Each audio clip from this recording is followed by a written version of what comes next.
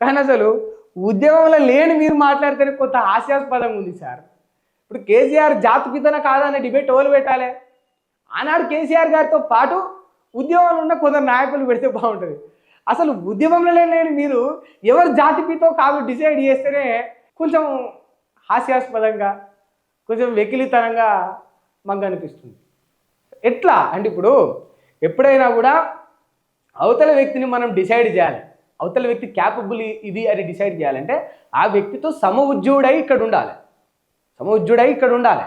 ఆ వ్యక్తి బలం ఎంత, ఈ వ్యక్తి బలం అంతే అయినప్పుడు ఆ వ్యక్తిని మనం డిసైడ్ చేయడానికి అంటే జడ్జి చేయడానికి ఉంటుంది.